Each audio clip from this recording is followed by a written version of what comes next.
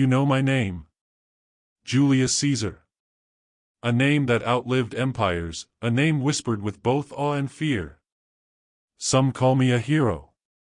Others, a tyrant. But I will tell you my story, as I lived it. Then you may judge me. I was born in 100 BC, into the Julian clan. Ancient, yes, but poor compared to the great families of Rome.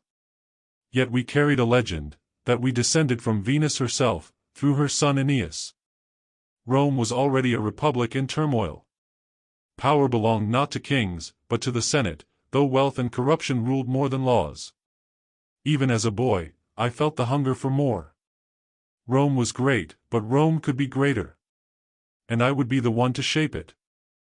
When the dictator Sulla seized power, I was marked for death. My only crime? Refusing to divorce my wife, Cornelia, daughter of his rival. Many would have bent the knee. I did not. Sulla spared me reluctantly, saying, "There are many Mariuses in Caesar." He saw what others did not, that I was dangerous. From that moment, I knew, if I wished to live, I must rise. And I would rise higher than any man before me. I rose through Rome's ranks step by step, quaestor, aedile, praetor.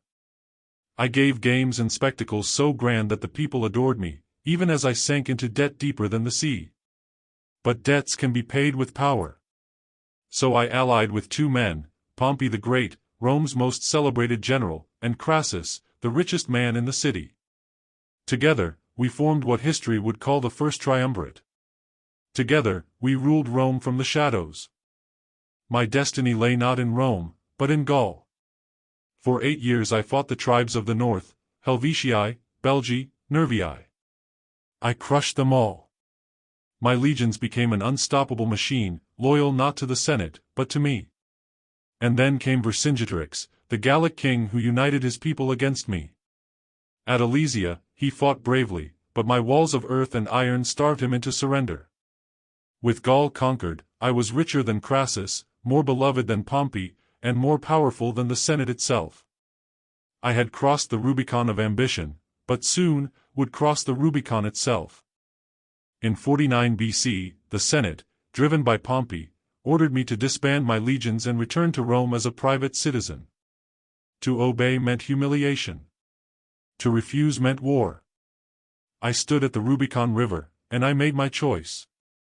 Alia iacta est, the die is cast. I led my men across, and with that step, Rome fell into civil war. Pompey fled, senators trembled, and I marched through Italy unopposed. At Pharsalus, I defeated Pompey himself. He fled to Egypt, where he was murdered, not by my hand, but by a king hoping to win my favor. I wept at his death, for though he was my enemy, he was once my friend. At last, Rome was mine. I pardoned my enemies, rebuilt the city, and passed laws to ease the burdens of the poor.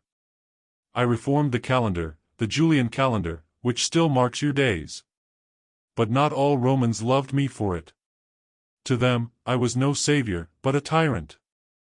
I had taken too much power, worn too many crowns, though I never named myself king. Yet perhaps I ruled as one. On the 15th of March 44 BC, I entered the theater of Pompey, unarmed, surrounded by men I thought were my allies. But the whispers were true. They struck Brutus, Cassius, and more than 60 senators. Steel flashed, and I felt the sting of betrayal deeper than the blades themselves. They say my last words were "Et Brute?" Perhaps. Or perhaps I only pulled my toga over my face, unwilling to give my killers the satisfaction of seeing me die. And so I fell, bathed in blood on the Senate floor. They thought they had saved the Republic. But they were wrong. My death was not an end, it was a beginning. My heir, Octavian, rose in my place.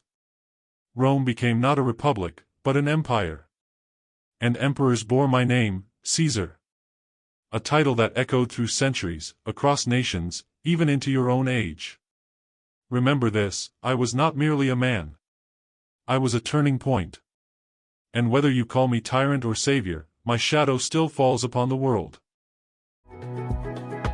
If you enjoyed Caesar's story told in his own words, make sure to like and subscribe. Whose story should we bring to life next?